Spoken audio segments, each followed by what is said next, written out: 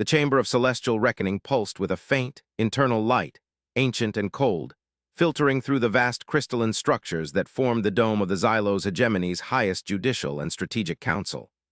The air was heavy, charged not with static energy, but with the immense pressure of countless millennia of tradition, law, and uncontested galactic dominance. Around the central observation sphere, which currently displayed a single, infuriatingly static contact point deep within the sacred, prohibited sector known only as the void of silent precedent, sat the conclave of harmonizers, their forms obscured by ritualized shrouds woven from dense, dark matter fibers, signifying their detachment from mere terrestrial concerns. Before them, exposed and vulnerable beneath the chilling judgment of the dome, stood the blood and star judges, their armor plates shimmering faintly in the oppressive luminescence, the weight of their oaths pressing down upon them like a collapsing star. Judge Krill, his vocalizers toned to the low, resonant frequency reserved for existential crises, extended a multi-jointed appendage towards the holographic display, his movements slow and deliberate, designed to convey the absolute seriousness of the violation. The display magnified the signature, a lone, solitary vessel of the nascent, chaotic species known as humans. It sat unmoving, a speck of rebellious entropy anchored precisely within the most deeply protected stratum of Xylos space, defying not merely a border, but a foundational, metaphysical decree established during the Great Stagnation, 12,000 cycles ago. This was not a minor intrusion. It was a sacrilege, a physical manifestation of insolence against the immutable order that the hegemony enforced across countless star systems. Krill's internal processors whirred with indignation, struggling to reconcile the sheer audacity of the act with the known, minimal power profile of the human collective. They were considered a nuisance, an energetic anomaly on the galactic fringe, certainly not a threat capable of challenging the judges, the very embodiment of the hegemony's will. Harmonizers, Krill articulated, the sound echoing unnervingly off the quartz surfaces. The anomaly persists. It has remained anchored in the fifth layer of the void for 72 orbital rotations of the inner sentinel. Standardized compliance projections, warnings alpha through delta, encompassing the entire corpus of precedent law have been transmitted. They have been acknowledged, and they have been utterly, silently refused. He paused, allowing the gravity of the silent refusal to sink into the collective consciousness of the conclave. To acknowledge a warning, yet refuse the command inherent within it, was a level of defiance the Xylos jurisprudence had no category for. Compliance was expected. Deviation was treated as malfunction. The human response was neither. Harmonizer Trell, seated closest to the Hierophant, the ultimate silent arbiter whose judgment was symbolized by a single unlit pillar of obsidian, shifted slightly, a movement that immediately drew Krill's focused attention. Trell was the faction of caution and historical review, always emphasizing the unknown variables in any new species interaction, a trait Krill often dismissed as weakness. Judge Krill, Trell's voice was softer, laced with a subtle sonic dampening that made it sound closer, more intimate. Reiterate the details of the refusal. Was there a counter-proposal, a demand for sovereignty, a misunderstanding of the inherent danger of the void stabilization fields? The Xylos mind operated on the principle of cause-and-effect negotiation within established parameters. They could understand aggression or fear, but not this inexplicable, calm obstinacy. There was no negotiation, Harmonizer, Krill stated, his voice now edged with profound frustration. Only a single repeated communication packet transmitted across all diplomatic frequencies, devoid of encryption, completely transparent. He projected the packet's contents onto the chamber floor, translating the bizarre human linguistic structure into the mathematically perfect syntax of the Xylos tongue. It read, "This vessel, the human survey defense cruiser Ethelred, operates under a mandate of existential necessity, derived from the assessment of imminent sector instability. We acknowledge your warning and the sanctity of your law. We cannot comply with the demand for retreat until the necessity is neutralized. We will maintain position and hold fire unless fired upon." A profound, chilling silence descended upon the chamber. Existential necessity. The concept was so deeply anthropocentric, so self-referential that it bordered on philosophical anarchy. The hegemony determined necessity for all stellar bodies under its sway. It was a centralized, calculated decision, backed by immense historical data and predictive algorithms, for a single VES. Sell from a minor power to claim such a mandate, to place its own unverified assessment above the accumulated wisdom and law of the judges. was an act of defiance so profound it threatened to destabilize the very psychological foundation of the hegemony's rule. They used the term imminent instability, Harmonizer Trell observed, drawing the focus back to the factual claim, separating the emotional insult from the physical possibility. Judge Krill, have our systems detected any localized gravitational or energetic anomalies that would support this assertion? The void of silent precedent is protected precisely because its equilibrium is fragile. Krill accessed the centralized strategic core, displaying the Xylo's sensor logs. Negative.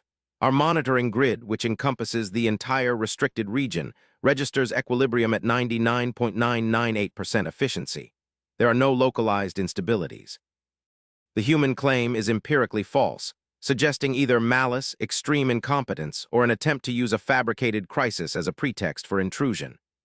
Krill's preferred option, given the psychological profile the hegemony had constructed for humans, rapidly evolving, emotionally volatile, and fundamentally illogical, was pretext and incompetence, wrapped in a thin veneer of ethical justification. The Blood and Star judges were thus faced with a decision that transcended mere military strategy. If they moved to enforce the law, to incinerate the Ethelred and its defiant crew, they would be acting within their rights, but they would simultaneously be admitting that the hegemony was vulnerable to such a crude philosophical challenge. If they allowed the vessel to remain, the precedent would shatter the concept of the void's sanctity, inviting incursions across the entire expanse of restricted space.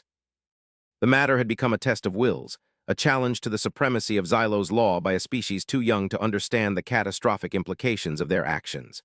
The law is absolute, declared Judge Thrax, a representative of the military enforcement faction, his voice harsh and uncompromising. The violation is complete. The threat to precedent demands immediate proportional obliteration. We dispatch the *Harbinger fleet elements, one synchronized volley. They must understand the cost of judging our stability. And if their assertion, improbable as it may be, holds truth, Harmonizer Trell countered, the sound barely audible yet vibrating with latent authority. If we destroy them and an instability is revealed, even a minor one, then we confirm their assessment and we are responsible for the resulting collapse. We would have destroyed the messenger and validated the message. That is an unacceptable historical burden. The chamber descended into tense, agonizing introspection. The Xylo's mind abhorred historical burden, viewing it as a contamination of the future timeline. They valued longevity and stability above all else, and the thought of an unforced, strategic error that would be etched into the records for 12 millennia was paralyzing. This was the true power of the human defiance.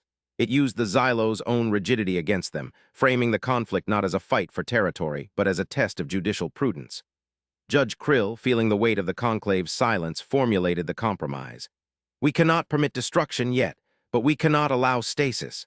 We shall dispatch a single, optimized, heavy diplomatic vessel, the Sword of Judgment *. Its function will be twofold: to establish immediate, high-resolution sensor surveillance across the entire fifth layer to verify their claims independently, and simultaneously to deliver a final, non-negotiable ultimatum. The human captain must be brought before us, digitally, for immediate sentencing. If they refuse both sensor cooperation and surrender, then the sword carries the full authority of the judges to execute the sentence. This proposal satisfied the legal necessity of due process while accelerating the timeline for resolution. The Hierophant's pillar remained unlit, but the silence did not deepen, signifying tacit approval. The political tension, however, remained a palpable, suffocating force. The Blood and Star judges were now committed to a course of action dictated entirely by the stubbornness of one small, distant human warship. The Xylo's diplomatic destroyer, the Sword of Judgment *, was a masterpiece of kinetic theology. It was not built for prolonged war, but for the immediate, decisive enforcement of edicts. Its hull was reinforced with phase-resistant shielding, its sensors were calibrated to pierce deep spatial distortions, and its command crew were veterans of countless compliance actions. It moved through the transition gate with silent, frightening efficiency, emerging into the shimmering void near the restricted zone. The distance separating the sword from the Ethelred was immense, yet the diplomatic cruiser's sensors locked NTO the human vessel instantly. From the bridge of the Sword of Judgment *, Commander Valen, a rigid, disciplined Xylo's officer, stared at the rendered image of the human ship. It was primitive by Xylo's standards, a blocky, functional hull, clearly designed for longevity over aesthetic grace. It possessed none of the elegant, sweeping lines of Xylo's architecture, lacking the signature energy conduits that marked hegemony vessels. It looked like an instrument rather than a monument. The nameplate, rendered in clumsy, angular human script, added to the impression of rough, unfinished work. Ethelred. Magnification and spectrum analysis on the target, Valen commanded, his vocalizer suppressing any hint of emotional disturbance. Identify all power signatures, defensive posture, and weapons profiles. The sensor chief, a diminutive Xylos designated as Tekade, responded with a distinct strain in its voice. Commander, the readings are anomalous. The vessel is running on remarkably low power. Its primary reactors are barely ticking over, consistent with long-term monitoring or standby status. We detect no active weapon charging cycles, no shield harmonics consistent with aggressive deployment. It is essentially inert, electrically speaking. And defensively, Valen pressed. This is where the anomaly deepens, Commander. While the vessel exhibits a low energy profile, its hull integrity readings are astronomical. It is not relying on projected shielding, but on sheer physical density. The composition is, it resists our spectral analysis. It is far denser than its structural integrity should allow. Furthermore, we are detecting subtle, highly irregular spatial distortions immediately adjacent to its hull, not emanating from it, but around it, as if the local spacetime fabric is being gently, constantly massaged. Valen filed the data away, finding it disturbing. The Xylos understood shields and kinetic hardening. They did not understand passive, localized spacetime manipulation in a vessel clearly lacking high-output energy banks. It suggested a fundamental divergence in technological physics, a focus on efficiency and localized field mechanics rather than sheer power projection. This reinforced the Xylos' difficulty in categorizing the humans. Their technology seemed simultaneously archaic and terrifyingly advanced in unexpected ways. Initiate the final diplomatic hail. Full Xylos ceremonial projection, Valen ordered. Use the synchronized Xylos legal dialect, prioritizing clarity over rhetorical embellishment. We must convey the absolute finality of this moment. A massive holographic projection erupted from the asterisk sword of judgment asterisk, spanning kilometers of the void, depicting the chamber of celestial reckoning and the looming, shadowed figures of the blood and star judges. It was designed to psychologically crush the will of any lesser species, overwhelming them with the sheer scale and authority of the hegemony. The human vessel responded instantly. There was no hesitation, no distortion. In the center of the Xylos projection, a smaller, focused holographic avatar materialized. It depicted a single human female, standing on what appeared to be a simple metallic bridge. She wore a uniform of dark, functional material, devoid of excessive adornment. Her posture was straight. Her expression was one of absolute, unshakable calm. Her hair was pulled back tightly, emphasizing the sharp, focused intelligence in her eyes. This was Captain Alina Rostova, the commander who had dared to defy 12 millennia of Xylos law. "This is Captain Rostova, commanding the human survey defense cruiser Ethelred," she articulated, her voice translated perfectly into the Xylos dialect, crisp and measured.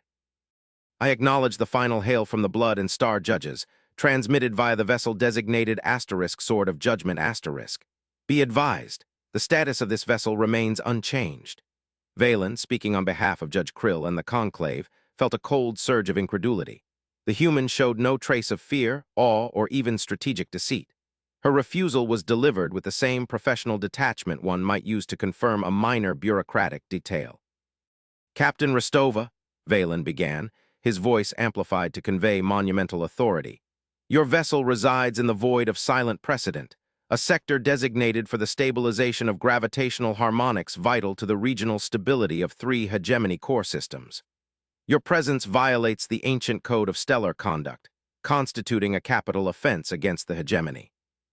The blood and star judges demand immediate compliance. Power down, surrender all technical data, and prepare for evacuation and legal processing. Failure to comply immediately will result in the kinetic dispersal of the Ethelred asterisk." Captain Rostova listened patiently, her eyes maintaining steady contact with Valen's avatar. When he finished, there was a calculated pause, perfectly timed, signaling not defeat. Ants but deep consideration of the Xylos' position. "Commander Valen, transmit to the judges. We understand the legal threat and the implications of the ancient code. However, we cannot comply because compliance would guarantee a localized, catastrophic failure of the spatial stabilization systems you rely upon. Our existential necessity mandate is not based on territorial claims or military provocation. It is based on predictive modeling that indicates an imminent, unmitigated rupture of the primary G-harmonic anchor within this specific spatial node. Valen felt his rigid composure momentarily waver. Our sensor grid registers zero deviation, Captain. Your claim is mathematically impossible given the established redundancy factors of the anchor array. Rostova's expression did not change, but a subtle philosophical weight entered her voice.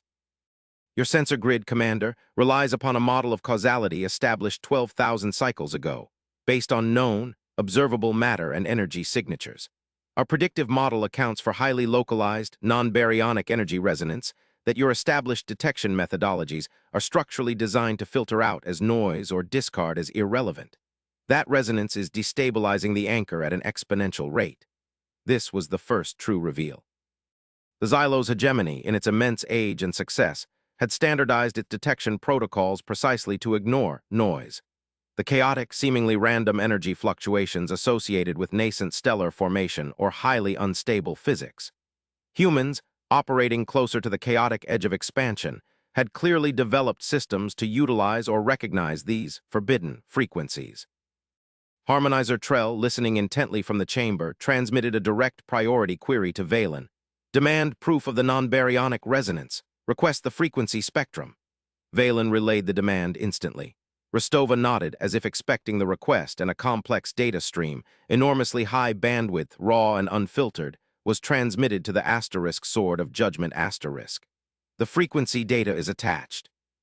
Processing time required for translation, 1.6 minutes, given the necessary recalibration of your spectral filters. We are sharing this not as a demand for retreat, but as an obligation under our own code of conduct, which prioritizes the preservation of sapient life and regional stability over territorial dispute. The 1.6 minutes that followed were perhaps the longest span of time Commander Valen had ever experienced. His internal systems were overwhelmed by the sheer, chaotic density of the human data. Xylo's filters struggled to isolate the patterns Rostova had described. The diplomatic tension became excruciating. The sheer professionalism of the human refusal, framed entirely within a greater ethical concern for the very systems they were violating, was completely unexpected. They were challenging the hegemony's technological model, not its military might. When the Xylo's analysis finally completed, the Tekade on the asterisk sword asterisk bridge let out a sound of synthesized shock, a failure of composure utterly unprecedented in the Xylo's command structure. Commander Valen, the human data is verified. We must activate the newly calibrated filters. Their asterisk is asterisk a resonance, a non-baryonic signature increasing instability. Our established models discounted it entirely.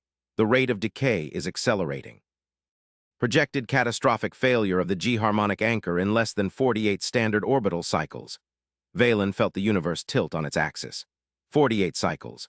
A failure that would ripple through the core systems, disrupting navigational grids, collapsing minor orbital defenses, and potentially causing mass stellar drift, all because their ancient, proven technology had standardized perfection by filtering out the uncomfortable truth of chaos. And the single, defiantly anchored human warship had identified it, operating with data superiority over the entire Xylo's hegemony. Back in the chamber of celestial reckoning, the holographic projection of Captain Rostova remained, unwavering, now accompanied by the jarring, chaotic data stream confirming her claim. Judge Krill's magnificent armor felt suddenly too heavy, too inflexible. His certainty had evaporated, replaced by the bitter, agonizing realization of technological blindness born of arrogance. The blood and star judges, whose very titles symbolized their duty to maintain the balance between civilized order and the violent reality of the void, had failed in the most fundamental way. They had missed the bleeding edge of reality. Harmonizer Trell rose slowly, his shroud rustling with the weight of historical judgment. Judge Krill, the human vessel, the Ethelrid, defied every blood and star judge not out of malice or military challenge, but out of professional necessity and superior observational capacity. The law states that intrusion is subject to annihilation unless the intrusion prove. And T.S. a greater existential threat. The human vessel has proven its mandate. Its defiance was an act of preservation. Krill, humiliated but bound by the law he served, bowed his armored head slightly. Commander Valen, transmit to the Ethelred. The judges acknowledge the immediate factual basis for the violation. The annihilation order is rescinded. However, the defiance of precedent remains a legal matter. Captain Rostova, you are willing to risk kinetic dispersal for this necessity. You must now explain the methodology by which your vessel intends to neutralize the anchor's decay. Our hegemony is reliant upon that stability. If you have the superior knowledge, you must now commit it to our defense. Captain Rostova's avatar smiled slightly, a small, controlled upturn of the lips that seemed to convey immense satisfaction at the confirmation of her analysis, but zero triumph over the judges. It was a purely professional response. Judge Krill, she replied, maintaining the formal address, the neutralization process is already underway. When we transmitted the data, we also initiated the deployment of the Ethelred *S primary payload. This payload is the reason we must maintain position. A wave of confusion swept through the chamber. The Xylos had detected no significant energy output, no launch signatures, no massive displacement of mass that would suggest a countermeasure capable of stabilizing a spatial anchor. Explain this payload, Krill demanded, his tone now bordering on desperate urgency. The payload is not explosive, nor is it a massive physical construct, Rostova explained calmly. The decay is caused by high-frequency resonance, essentially a wave hitting a fragile structure. We cannot stop the wave from existing. It is a feature of this regional physics. We must change the structure's interaction with the wave. She then displayed a new visual, a microscopic, hyper-detailed schematic of the area around the G-harmonic anchor. Surrounding the massive, kilometer-wide Xylos stabilization facility, the schematic showed countless, tiny, almost invisible motes of energy. These are highly localized, short-duration temporal dampeners, Rostova stated. We call them chronomotes. They were deployed from the Ethelred over the last 72 cycles, utilizing the subtle spacetime distortion surrounding our hull for discrete insertion. Each mote generates a microfield of localized temporal dilation, slowing the progression of the non-baryonic resonance wave across the anchor's surface by a factor of 10. Individually, they are meaningless.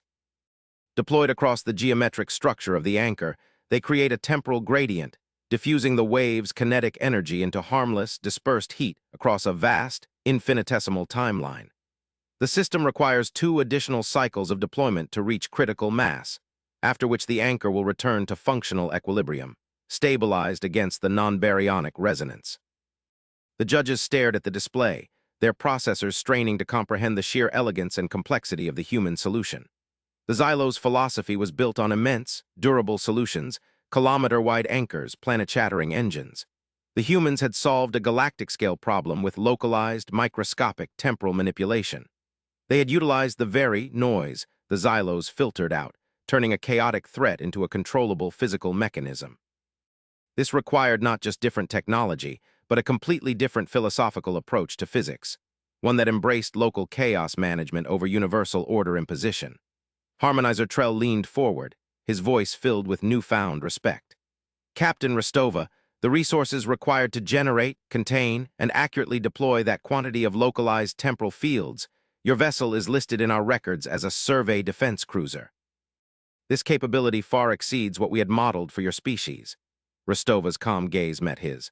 Harmonizer, the Ethelred, is considered old by current human standards, having been in service for 40 standard years. Furthermore, our definition of defense includes the defense of stability, law, and regional peace. We did not bring massive weaponry. We brought the capacity to fix a flaw in the fabric of spacetime, because ultimately that flaw threatens everyone.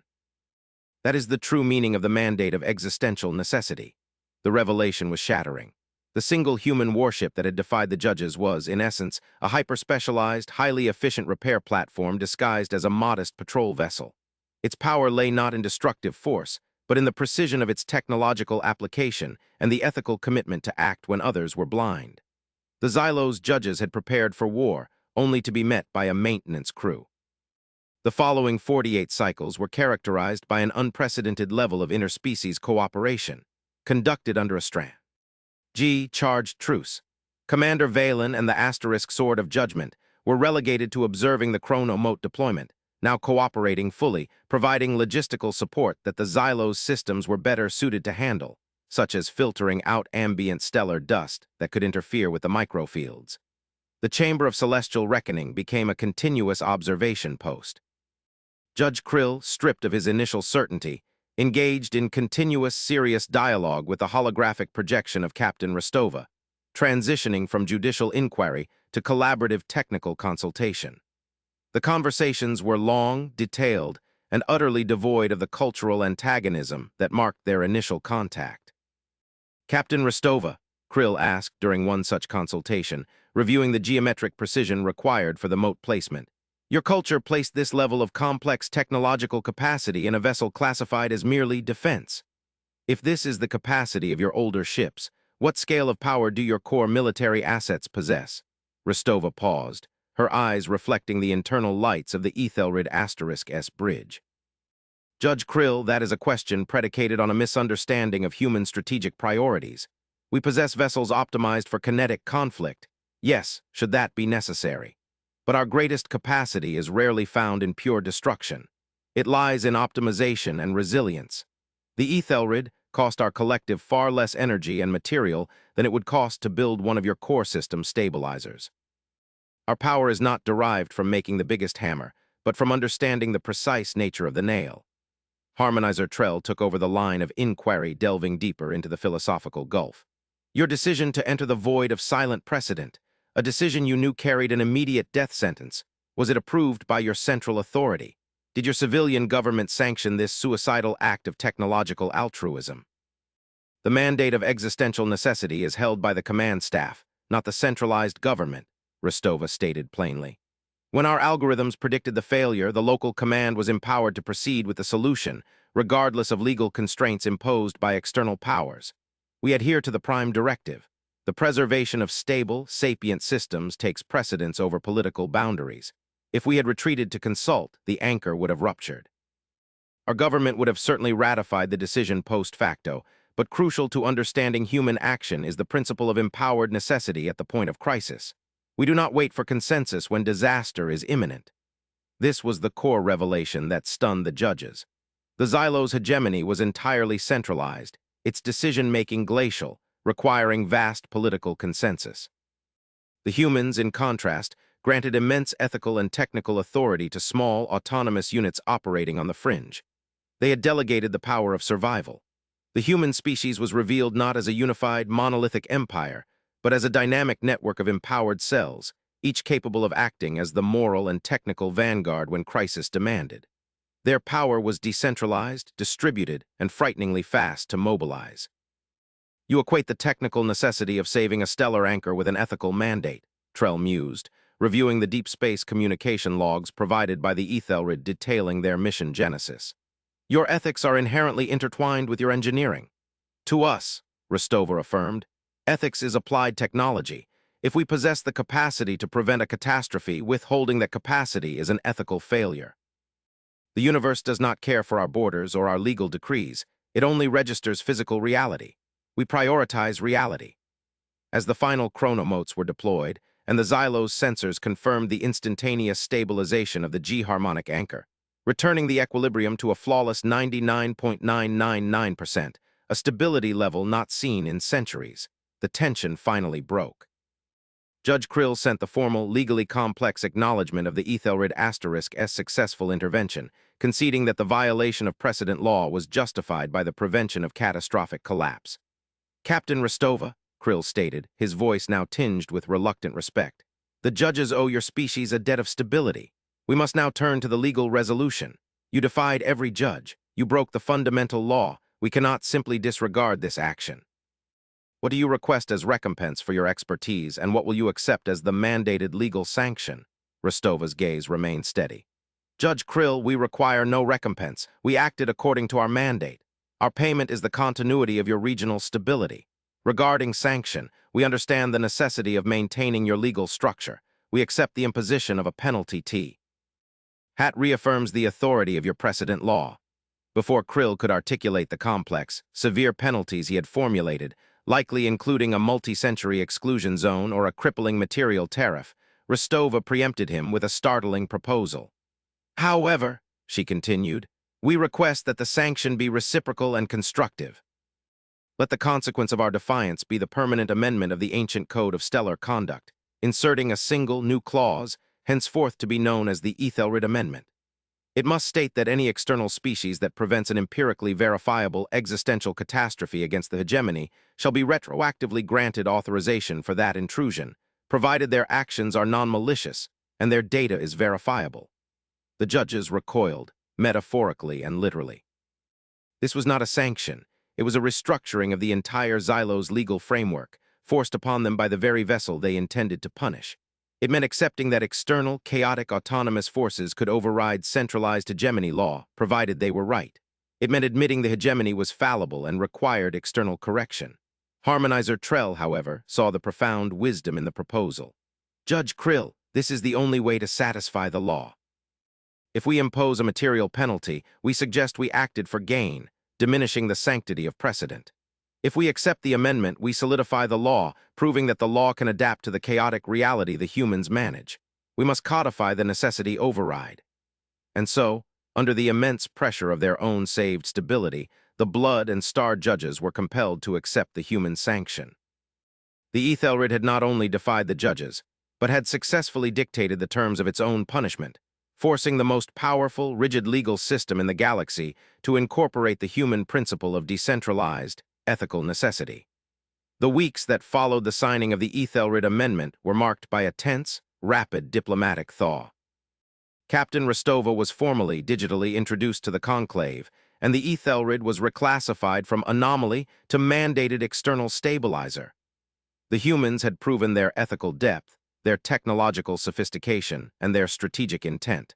They were not aggressors, they were custodians of generalized order. The Xylos, having faced the limits of their own ancient technological rigidity, were desperate to understand the full scope of human knowledge regarding non-baryonic physics and chaos management. Judge Krill, humbled and transformed by the experience, became the primary liaison. He spent countless hours reviewing the full technical specifications of the chronomotes, realizing that the implications went far beyond spatial stabilization. This technology suggested a deep understanding of temporal mechanics that the Xylos had only touched upon in theoretical, highly restricted labs. It was during one such high-level technical briefing, a joint effort to integrate the human predictive models into the Xylos' defensive grid, that the final, cosmic twist of the entire conflict was revealed, fulfilling the true reason for the Ethelred *S reckless defiance. Captain Rostova presented a secondary data stream, which she had initially refused to share, citing diplomatic sensitivity, until the initial conflict was resolved. This data stream had been the object of the Ethelred *S survey mission, the existential necessity that superseded even the G-harmonic anchor's stability. Judges harmonizers, Rostova began, projecting a vast, complex stellar map onto the chamber floor, depicting the entire known galaxy and the dark, unexplored expanse beyond the Xylos' border sectors. The G-harmonic anchor was important, but it was merely a symptom of a larger stress on spacetime. This stress is caused by what we categorize as the null signal. The map displayed the signal's origin point, far beyond the reach of the most distant Xylos probes, originating from the absolute, sterile blackness between galaxies, radiating into known space like a chilling, invisible wave. The null signal is what caused the non-baryonic resonance that destabilized your anchor, Rostova explained. It is a highly structured, complex energy sequence that interacts with space itself. We first detected it nearly a century ago. It is not natural radiation. It is engineered. Judge Krill felt a cold dread settle in his processors. The Xylos' hegemony had long believed they were the inheritors of the first galactic civilization, the apex of stability. They had carefully charted all natural cosmic phenomena. The idea of an engineered structure originating from the intergalactic void was unthinkable. Engineered by whom? Harmonizer Trell whispered, the sound betraying genuine fear for the first time. Rostova zoomed in on the signal's path. That is the mystery, but we know what the signal asterisk is doi. NG, it is searching. It sweeps across the galactic plane, actively probing for energy signatures consistent with stable, technologically advanced civilizations. When it finds a signature, it interacts with the local spacetime, creating stresses, like the one we managed at your anchor, designed to test the resilience and responsiveness of the detected civilization. She then overlaid the historical Xylos data onto her projected map. The void of silent precedent, The massive restricted zone that judges had maintained for 12 millennia was centered directly on a primary vector of the null signal sweep. "Judges," Rostova stated with profound seriousness, "the restriction you placed on the void of silent precedent 12,000 cycles ago, the ancient code of stellar conduct, was not arbitrary. It was based on a warning. Your predecessors in the early days of the hegemony must have encountered the initial traces of this null signal. They didn't understand its origin or mechanism, but they understood the stress it placed on their stability fields. They reacted with the only tool they trusted: total, absolute isolation, effectively creating a massive, regional, no-tech zone to mask your civilization's energy profile from the signal's main path. The Xylos had forgotten the reason for their most sacred law. Over millennia, the pragmatic, defensive measure had calcified into a rigid, unquestionable religious decree. They had forgotten the threat, but the law itself was a protective shell against the dark. Your entire civilization was protected by a massive, ancient act of self-imposed silence, Rostova concluded. But the null signal is adapting. It is utilizing non-baryonic frequencies that bypass passive shielding, which is why your anchor began to fail. Our mission was to deploy a network of long-range predictive sensors deep within the void, using the restricted area as a vantage point, to understand the precise mathematics of the signal's advance. We needed to be there to analyze it before it adapted further. The chamber was silent again, but this time, the silence was one of pure existential awe. The humans had not simply fixed a localized problem. They had deciphered the forgotten context of the Xylos' most sacred historical trauma. They had proven that the hegemony was living in the shadow of a threat so ancient and so vast that the very act of existing quietly was the only defense their ancestors could devise. Judge Krill stood utterly still, his posture no longer rigid with authority, but heavy with realization. The defiance of the Ethelred was required to save us from an enemy we forgot existed, using a law that was originally designed to hide us from it. We almost destroyed our own shield. Critical point, judges, is that the signal is no longer merely testing, Rostova stated, her calm demeanor contrasting sharply with the terrifying implications of her next words. Our analysis of the latest wave pulse confirms a shift in pattern. The probing has stopped. The signal is now a coherent transmission, targeting a single point in the galactic core. The entity responsible for the null signal has finished its initial survey. It is transmitting instructions, or perhaps a warning. The projected map shifted one last time, highlighting a massive, distant intergalactic structure. A colossal, abandoned megastructure the Xylos had known of for centuries, dismissing it as a relic of a failed primal civilization.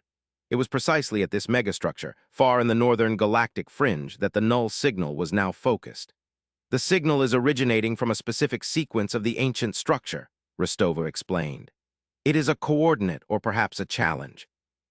Our best models suggest this megastructure is not abandoned. It has been awaiting activation, and the null signal has activated it. We need to investigate that site immediately. We need to know what ancient, powerful entity is now speaking to the galaxy. Harmonizer Trell stepped forward, no longer viewing Rostova as a defiant interloper, but as an oracle of survival. Captain, your technology exposed our blindness. Your ethics saved our stability. You hold the critical path to understanding this new, overwhelming threat. The Xylos hegemony, the Blood and Star Judges, and the Conclave of Harmonizers formally request an alliance. The Ethelred is no longer an anomaly under judgment. It is the vanguard of our collective defense. Krill, finding his true voice, added, "We were prepared to destroy you for daring to be right. Now we must learn from the very defiance that saved us. Humans value chaotic necessity. We value rigid order. Perhaps we can only survive by melding the two." Captain Rostova nodded, the expression of calm resolve deepening. "We accept the alliance. The mandate of existential necessity is now formally expanded to include the collective defense of the Xylos hegemony and all allied civilizations against the source of the N. Hull signal, prepare your fastest long-range vessels, judges. We must move immediately. The defiance of one human warship was only the prelude. The true conflict has now begun." The light in the chamber of celestial reckoning changed, transitioning from the cold, crystalline blue of law to the deep, urgent crimson of immediate, shared purpose.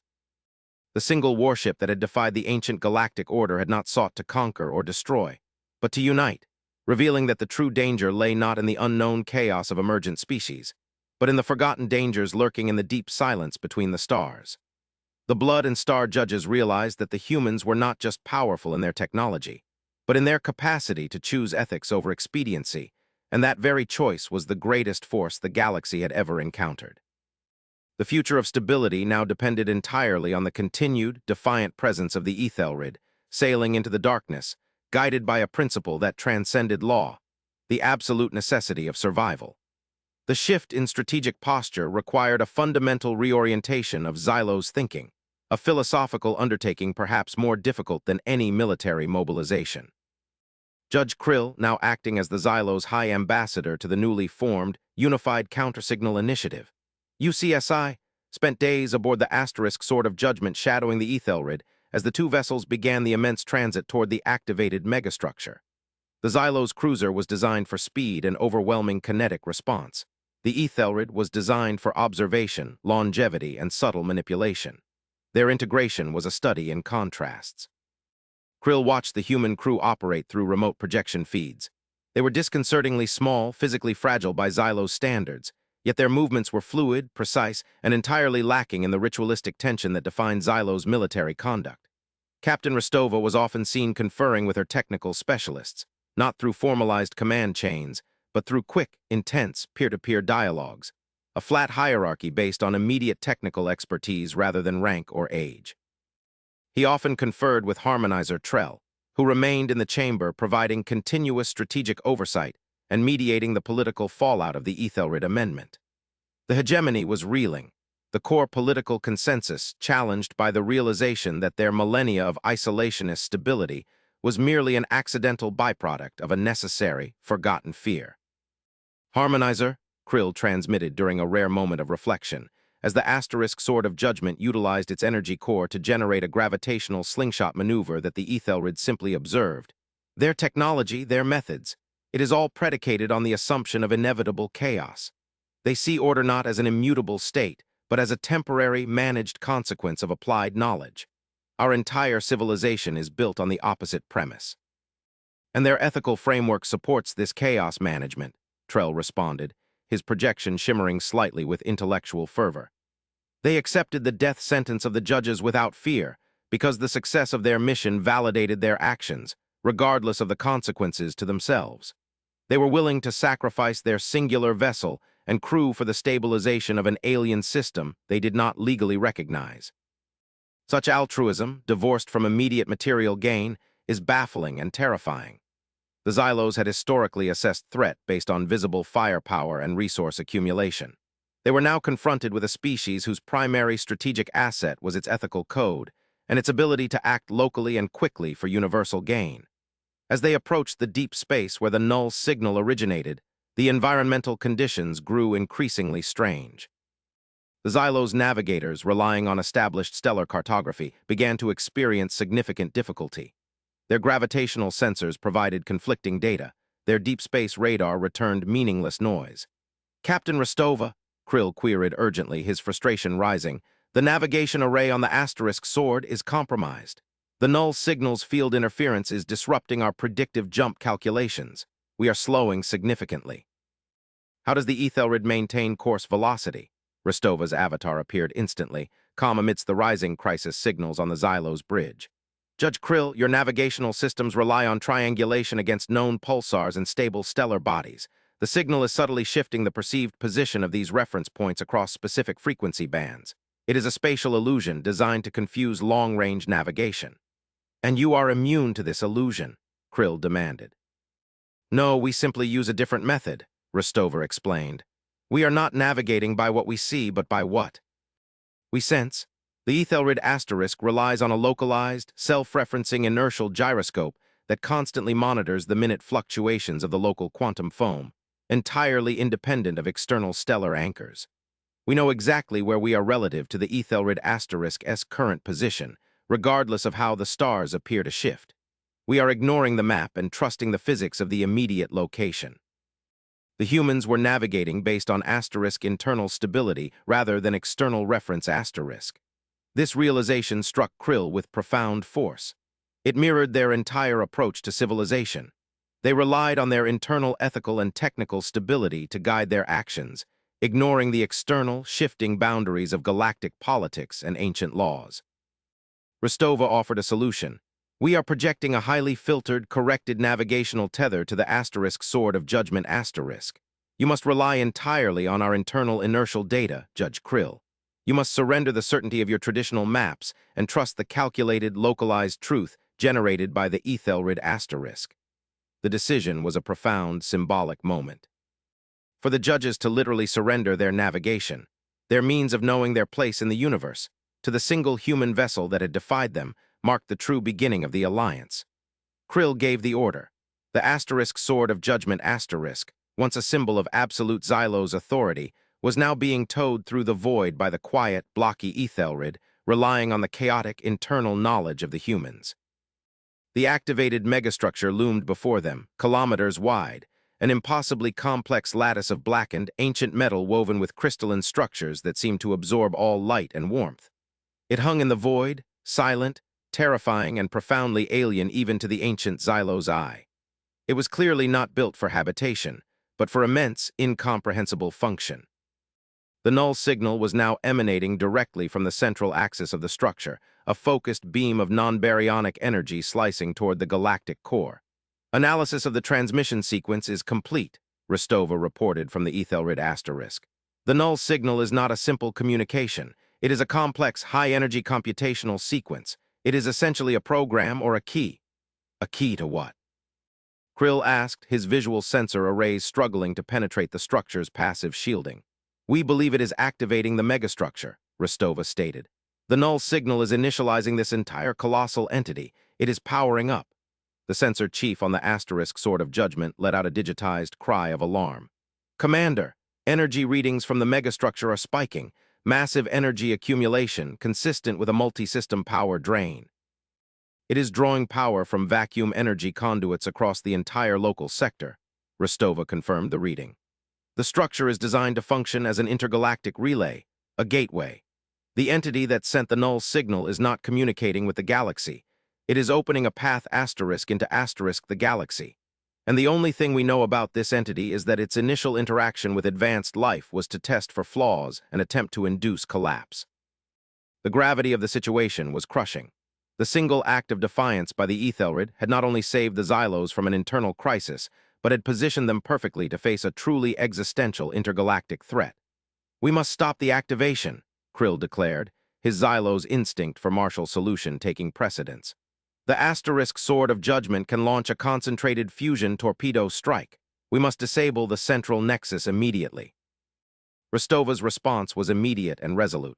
Negative, Judge Krill, you must not fire. This structure is constructed from materials designed to withstand stellar collapse. Fusion strikes would merely accelerate the energy accumulation and provide more mass for the gateway to utilize. Destruction is not the solution here. Understanding is. What understanding? Krill demanded, his training warring with the newfound trust in the human commander. If it is a gateway and it opens, we are exposed to whatever sent the null signal. Rostova projected the schematic of the central nexus. This megastructure contains no obvious weaponry, Krill. It is a conduit. The key is in the physics of the gateway itself. It functions by creating a localized, highly stable spatial distortion, a massive wormhole generator. But generating a wormhole requires an immense, precise energy commitment. If we alter the mathematical parameters of the energy input, we can disrupt the stability of the distortion field. The gateway will collapse harmlessly upon itself. And the necessary alteration? Krill asked, weary. The null signal is operating on a complex 128-bit quantum sequence, Rostova explained. We must introduce a corresponding, synchronized, opposing sequence, a mirror signal that introduces an exact but reversed gravitational entropy calculation. This will destabilize the mathematical elegance of the gateway's creation, causing a phased reversal of the process. The execution of this plan required a precision the Xylos could barely comprehend. It demanded not raw power, but immaculate mathematical timing and localized projection capability. It required the Ethelred asterisk. The Ethelred is the only vessel here capable of generating and transmitting that mirror signal with the required precision, Rostova confirmed. We must position the ship directly adjacent to the central activation axis, a point where the null signal's energy field is most intense, and where Xylo's shielding would likely fail instantly. Krill's processors screamed in protest. This was beyond reckless. It was staking the entire fate of the hegemony, perhaps the galaxy, on the structural integrity and precision of the single, small human warship that had started this crisis. "Captain Rostova, you are placing your vessel in a position of certain destruction should your calculation fail," Krill stated, his voice tight.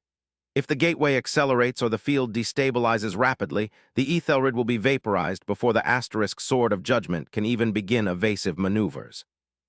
Rostova looked at the judge. There was no heroism in her eyes, only determination and a profound sense of applied duty. "Judge Krill, we are proceeding under the mandate of existential necessity. The calculations for the mirror signal are currently being finalized. Prepare the asterisk sword of judgment asterisk to receive a rapid data download of the null signal's source mathematics. If the Ethelred is lost, the asterisk sword must survive to deliver this data to the hegemony." The Ethelred, relying on its internal stabilizers and reinforced hull, detached from the asterisk sword of judgment and began its slow, deliberate approach toward the titanic, humming core of the megastructure. Krill could only watch, his sensors detailing the immense energy fields surrounding the human vessel. The spatial distortions around the asterisk Ethelred asterisk, the subtle, passive defenses the Xylos had noted earlier, intensified, the quantum foam around the hull visibly churning, trying to protect the small ship from the overwhelming forces of the megastructure. The tension reached a zenith as the asterisk Ethelred reached its pre-calculated firing position, a scant distance from the black core of the ancient structure. The null signal was now flowing through the gateway matrix like a cosmic torrent. "Mirror signal ready for synchronization," Rostova's voice, utterly level, reached the asterisk sword of judgment asterisk. "Initiating 128-bit sequence launch in T-10 cycles." Judge Krill watched the timing counter on his tactical display, his entire awareness focused on the single speck of humanity confronting the darkness. He realized with sudden, painful clarity that the humans were not powered by traditional ambition or territorial desire. They were driven by a profound internal sense of responsibility for the stability of physics itself. They were the galaxy's reluctant, fiercely ethical caretakers. 5, 4, 3. The structure began to hum, a deep, resonant chord that shook the very hull of the Xylos destroyer kilometers away. The gateway was opening. Krill saw the spatial distortions around the structure begin to shimmer, suggesting the fabric of reality was being stretched to breaking point. 2, 1, launching mirror signal, full sequence injection. For a second, nothing happened. Then the black core of the megastructure pulsed with an intense, impossibly bright energy, not destructive but geometrically complex. The null signal, the key, had met its precise mathematical inverse. The entire structure did not explode or shatter. Instead, the sequence reversed itself with chilling precision. The massive energy accumulation feeding the structure began to flow backward, rapidly draining the core. The gravitational distortions faded, the shimmering stopped, and the immense tectonic structures of the megastructure slumped, returning to its passive, inert state. The gateway was closed. The threat was neutralized, not through brute force, but through applied, flawless intellect. Judge Krill waited, heart rate elevated, until Rostova's voice returned. "Mirror signal effective. Gateway sequence aborted. The megastructure is passive. Stability restored to the local environment." Relief flooded Krill's core processing unit, a sensation so intense it was nearly painful. He looked at the projection of the Ethelred, now slowly retreating from the core. It was intact, functional, slightly scorched by the intense residual energy, but fundamentally unharmed. "Captain Rostova," Krill broadcasted, his voice choked with emotion, "you have saved not just the hegemony, but perhaps the entire sector. You defied us and you delivered salvation. There are no words in the Xylos lexicon adequate for this moment." Rostova's avatar looked directly at Krill. "Judge Krill, the moment is not yet concluded. The null signal has been silenced, but the entity that sent it remains unknown. We have closed the door, but we have not identified who knocked." She paused, and then displayed a new, final piece of data, a faint, almost imperceptible echo that had rebounded off the collapsing gateway field just before its neutralization. It was a secondary communication. As the gateway collapsed, a final minute packet of data rebounded back to the Ethelred, Rostova explained.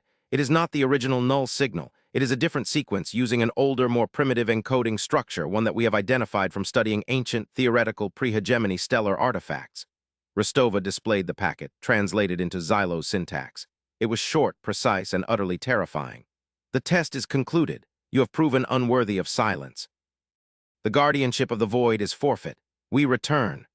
The message was not from the distant, unknown entity that had sent the null signal. It was an ancient message, embedded within the structure itself, reacting only to the activation of the gateway. It was a pre-programmed response from the builders of the megastructure, the true, forgotten architects of the original void of silent precedent. The Xylo's hegemony had not created the restricted zone to hide from the null signal. They had been granted the void as a protective barrier by a far more ancient power, provided they maintained absolute silence and rigidity, the silence mentioned in the message. The null signal was not the enemy.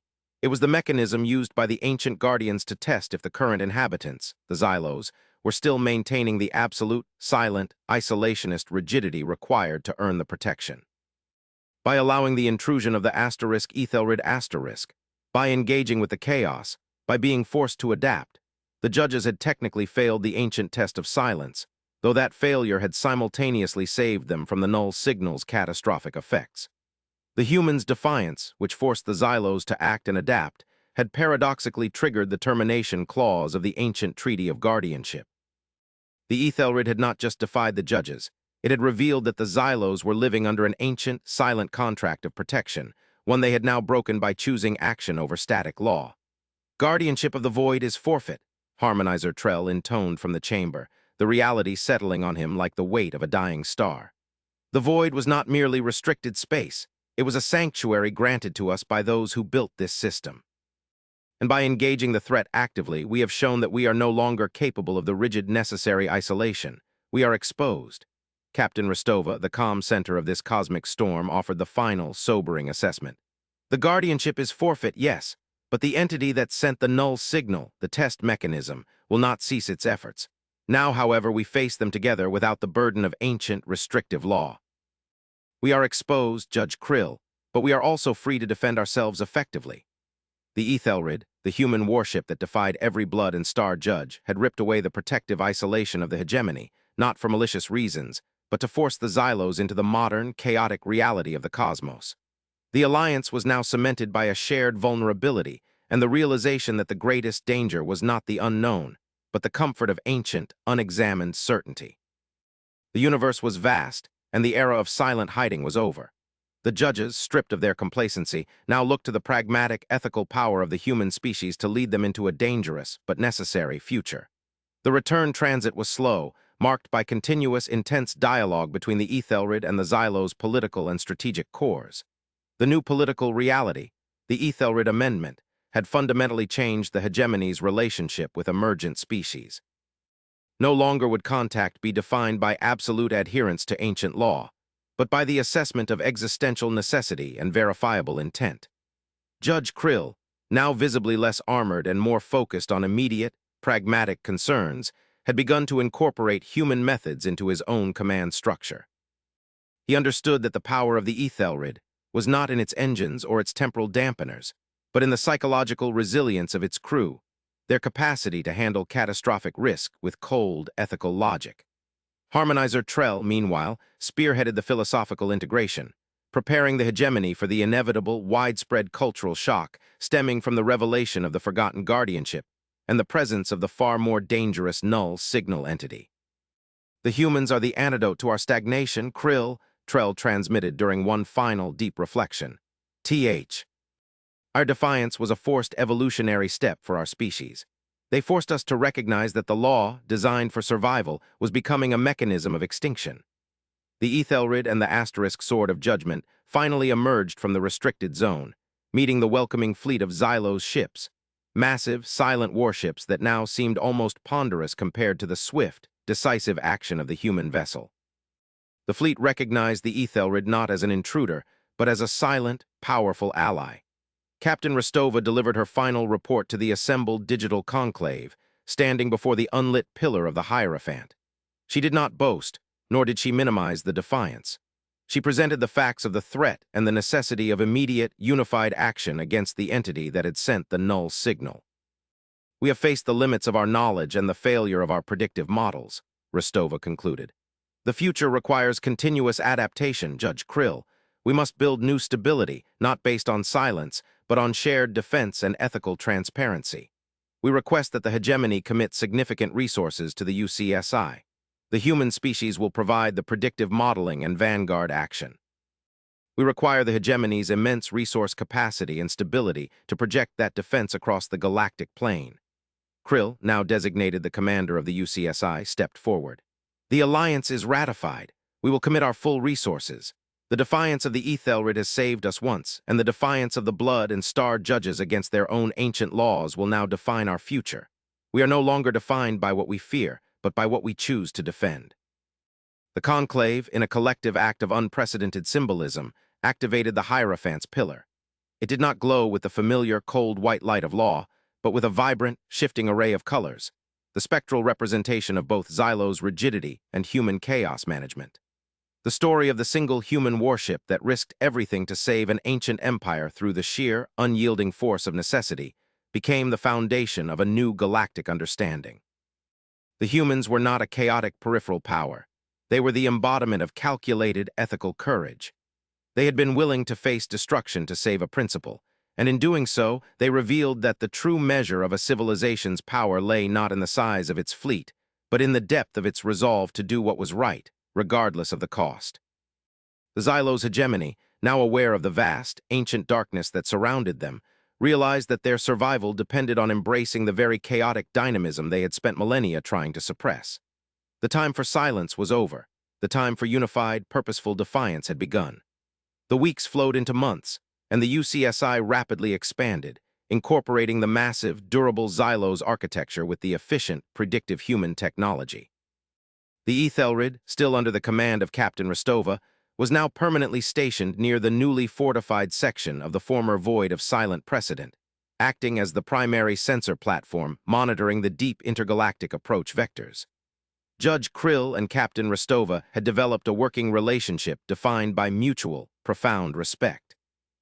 They often debated the philosophical implications of the guardianship message, trying to understand the nature of the civilization that had established the test of silence. They valued stasis, Captain, Krill mused one cycle, reviewing the archaeological data retrieved from the deactivated megastructure. They required the hegemony to be utterly static, silent, and rigid to earn their protection. Why would a powerful entity desire such stagnation from those under its protection? Rostova was processing a new, faint echo signal detected far beyond the galactic rim, a signature that suggested complex motion, unlike the static null signal. They valued predictability, Judge. Stasis is easy to manage, easy to protect. They viewed adaptation and growth, what we consider life, as instability that complicated the equation of defense. They did not want allies, they wanted dependents who would not rock the boat. And we, by proving our capacity for necessary defiance and adaptation, proved we were no longer worthy of being dependents, Krill finished, a note of pride entering his voice. You proved you were capable of independent survival, Rostova corrected gently. And that, I believe, is why they are returning now, not to annihilate you, but to manage the consequences of your independence. The realization was chilling. The Guardians were not merely indifferent. They actively sought to enforce their rigid definition of galactic stability. The null signal entity was just a complex alarm system. The Guardians themselves were the true, colossal threat, dedicated to imposing universal, eternal stagnation. The secondary signal. Rostova had been tracking intensified, finally resolving itself into a distinct profile. Massive, slow-moving constructs, traversing the void between galaxies, moving with the cold, deliberate certainty of forces of nature. Their velocity was below the Xylo's FTL threshold, but their scale defied imagination. Judge Krill, Rostova announced, her voice losing its habitual calm edge for the first time, the secondary signal is resolved. The guardianship is not returning as a scouting force. It is an overwhelming projection of force. Our models estimate the arrival of the lead elements within 12 Earth-standard months. Their size and energy signature are consistent with objects capable of manipulating entire star systems. Krill stared at the vast, terrifying projection of the incoming entities, structures so immense they made the deactivated megastructure look like a child's toy. 12 months! That is impossible. We cannot mobilize the entire hegemony in that time, let alone build defenses against that scale of threat. Rostova's gaze hardened, reflecting the deep, determined resilience of humanity. 12 months is ample time for preparation, Judge Krill. We have the data, we have the alliance, and now we have the political will born of necessity. We defied the blood and star judges. We will defy the guardianship. But our defiance must be absolute. She then revealed the final, unexpected strategic move of the Ethelred Asterisk's long-term planning, a secret kept even from the highest echelons of the hegemony until this critical moment. Judge Krill, the human civilization has been preparing for this inevitable cosmic friction since our first interstellar flight. We knew that stagnation invites exploitation, and that true survival demands constant, radical adaptation. The Ethelred Asterisk's chronomotes were not just designed to stabilize gravitational anchors. Rostova projected the schematic of a much larger, more ambitious application of the temporal field technology. When we first encountered the null signal, we began construction on a defensive perimeter that relies entirely on temporal displacement. We did not build a wall of weaponry, we built a wave of time. She showed a vast, complex web of synchronized chronomotes, spanning thousands of light-years across the known approach vectors of the guardianship. This network is what we call the Ethelred Veil. It requires immense power and precise control, which we will derive from the hegemony's core systems, channeled through your stabilization network, the very system we helped repair. When the guardianship enters this veil, the localized temporal displacement will not destroy them, but it will slow their perceived progression through spacetime by a significant factor, buying us not 12 months, but potentially centuries to achieve parity. The humans' true technological power was the manipulation of time itself, deployed not for aggressive purposes, but for defensive, strategic delay. They were not trying to defeat a cosmic threat in battle. They were simply giving the universe time to change. Judge Krill looked at the projection, at the elegant, terrifying, and profoundly human solution. The single warship that defied their law had brought not war, but a tool to slow the march of cosmic destiny. "We accept the risk, Captain," Krill stated, his voice now imbued with the authority of the entire unified effort. "We will dedicate the core of the hegemony to powering the Ethelred Veil. We will embrace the chaos of change, for it is the only path to continued existence." The single human warship, the Ethelred, stood as a quiet, powerful symbol of defiant necessity, having forced a colossal empire out of its crippling complacency and into the uncertain, demanding future. The ultimate twist was not the arrival of an external threat, but the revelation that the humans had already prepared the defense, waiting only for the Xylos to recognize their own blindness, proving that the greatest power in the galaxy was not brute force, but the unwavering, ethical will to adapt and survive. The conflict for the stability of the cosmos had now transcended borders and time, united by the smallest, most determined crew the blood and star judges had ever encountered. The final phase of the UCSI mobilization transformed the Xylos' hegemony. The rigid structures of the ancient empire bent, but did not break, fueled by the terrifying necessity and guided by human precision. Generations of Xylos engineers, accustomed to maintaining perfect, static systems, were now tasked with building massive, highly volatile energy conduits designed to feed the Ethelred Veil asterisk. The Chamber of Celestial Reckoning became the central command hub, filled not with silent judgment, but with the buzzing, urgent energy of preparation. Harmonizer Trell oversaw the ethical and political campaign, ensuring that the revelation of the guardianship and the creation of the Veil did not lead to panic, but to unified purpose. He spoke to the hegemony, articulating the profound philosophical shift necessitated by the human alliance. "For millennia, we sought perfect order through stagnation," Trell broadcasted, his voice carrying immense gravity across the core systems. "We believed that by adhering to ancient law and maintaining silence, we secured our future. But the humans, the crew of the Ethelred Asterisk, showed us that true stability is dynamic. They showed us that law must serve life, not the reverse. They risked everything to teach us this lesson, and in doing so they revealed the ancient, colossal entities who seek to enforce universal stagnation." He pointed, symbolically, to a projection of the Ethelred, anchored far in the distance, a small bastion of light against the growing darkness of the incoming threat. "We were judged, and we failed the test of silence.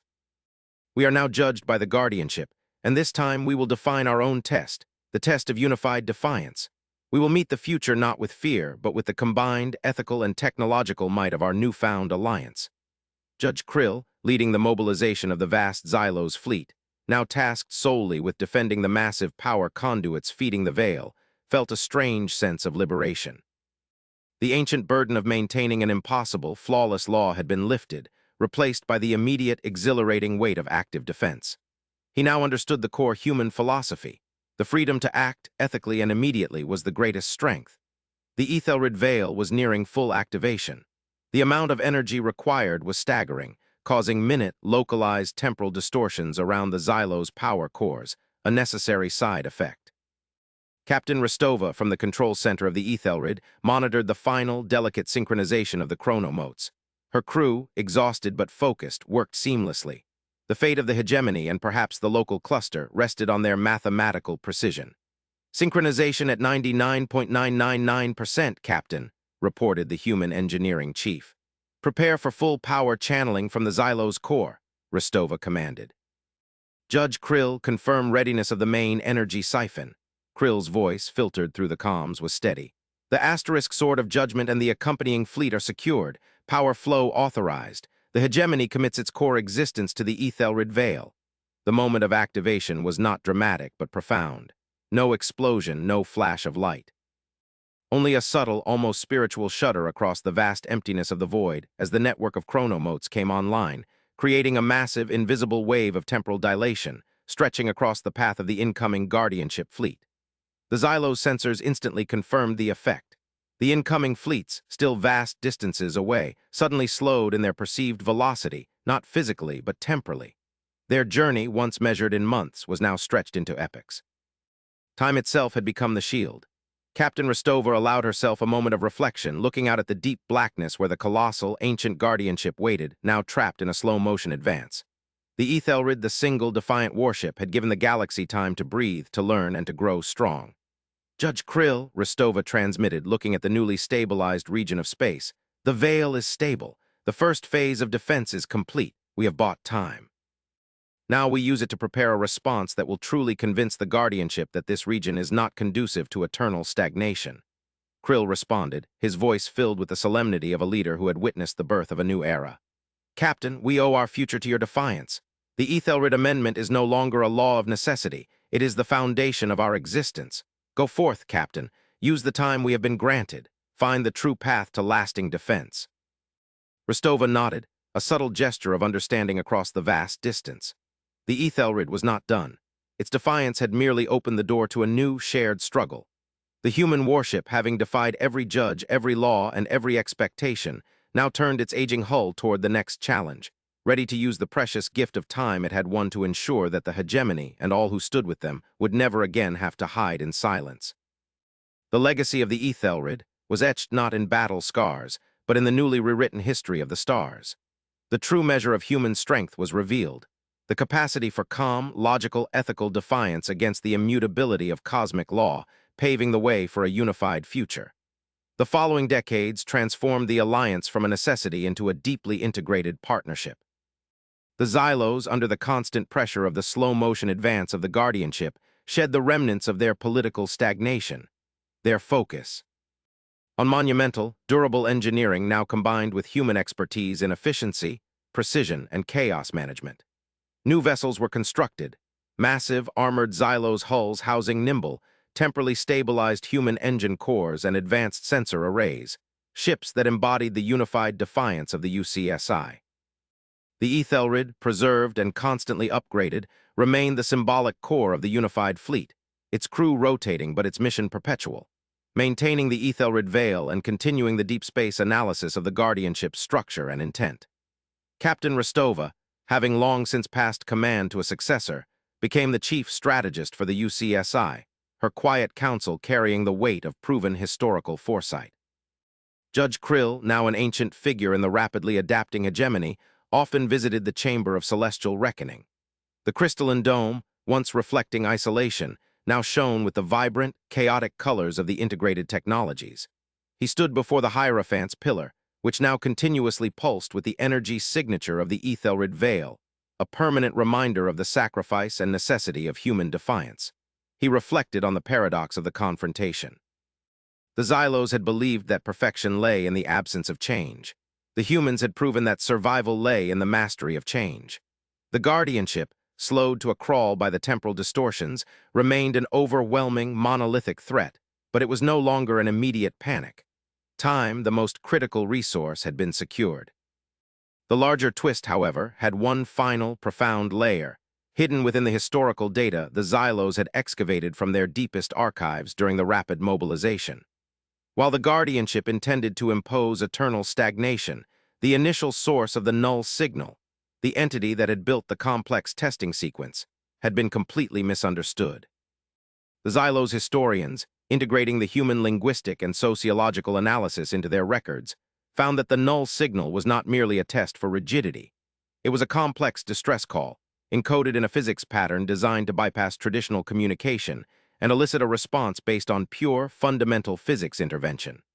Rostova's successor, Captain Jora Vess, presented the final, synthesized analysis to Krill.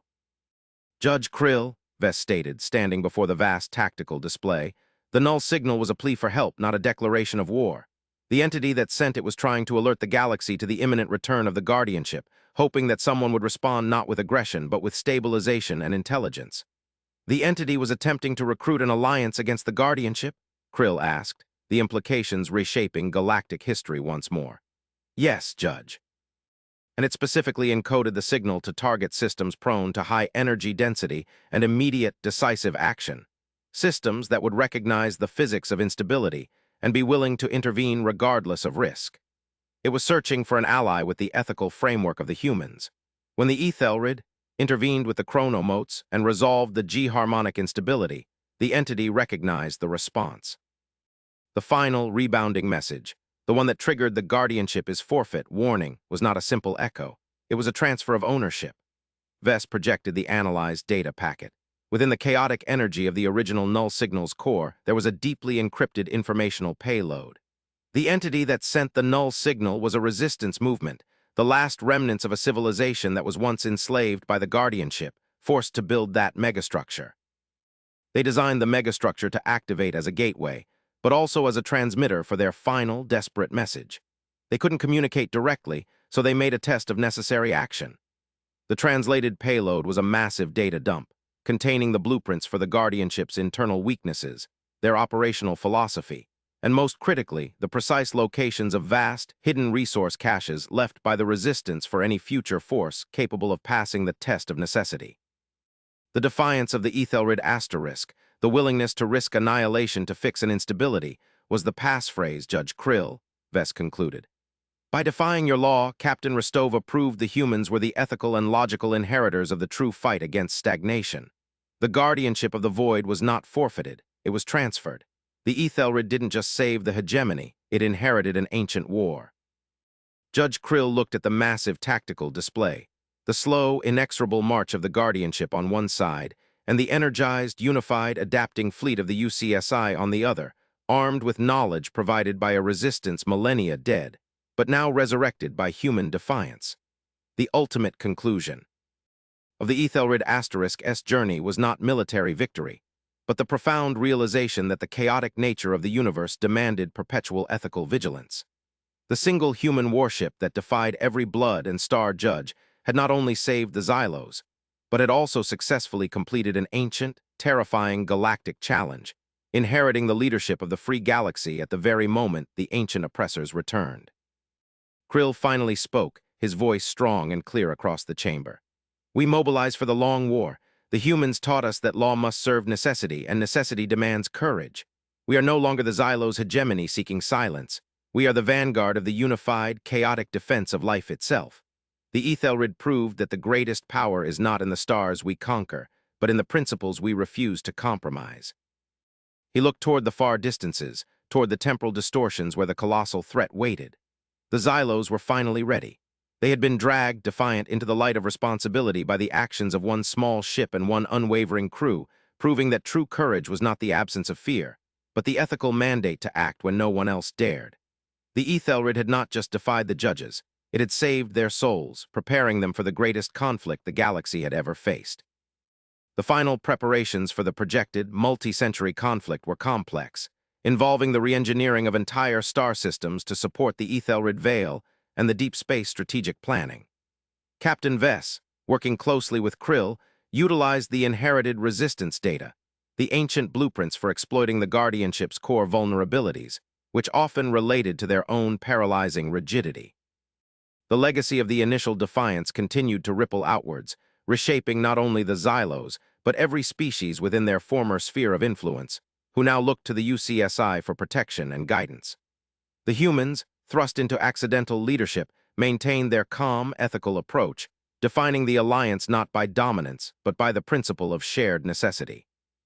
Judge Krill, approaching the culmination of his incredibly long life, gave his final, ceremonial address to the conclave and the unified forces, a speech that enshrined the Ethelred *S principles into the heart of the new Xylos civilization.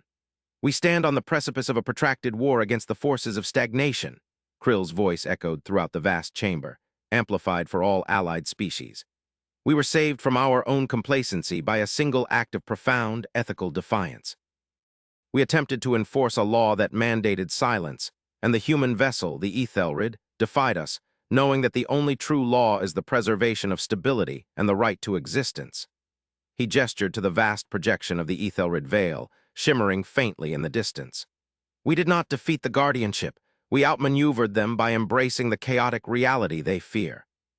We have learned that power is found in the elegance of precision, in the speed of decentralized action, and in the unwavering commitment to the truth, even when that truth demands we dismantle our own most sacred institutions. The humans showed us how to be truly powerful, by being fiercely, unapologetically right. The Ethelred is more than a warship. It is the physical embodiment of the Ethelred Amendment, the codification of necessary ethical intrusion. Let us carry this defiance into the long night ahead. We were tested by silence, and we failed. We will be tested by conflict, and we will endure through unity, guided by the quiet strength of the human spirit that dares to judge cosmic law against the moral imperative." The era of the unified defense had begun, secured by the audacious refusal of one human warship to obey an unjust, outdated, and existentially dangerous decree. The stars themselves seemed to align in expectation of the battle, now delayed, but inevitable. The Xylos, once the masters of stagnation, had finally learned the greatest lesson of the void. Sometimes, the most profoundly cinematic and consequential action is simply to refuse to comply, armed only with integrity and a superior understanding of physics. The judges, once instruments of rigid law, were now the architects of a dynamic defense, forever bound to the humans by the debt of their defiance. The universe waited, holding its breath. The single warship, positioned at the edge of the galactic frontier, monitored the slow, inexorable advance of the ancient threat, ready to use every century of time it had purchased. The human resistance, fueled by ethical necessity and technological brilliance, was now firmly entrenched, a beacon of measured, unstoppable defiance against the tide of cosmic stagnation. The greatest story in the galaxy had only just begun.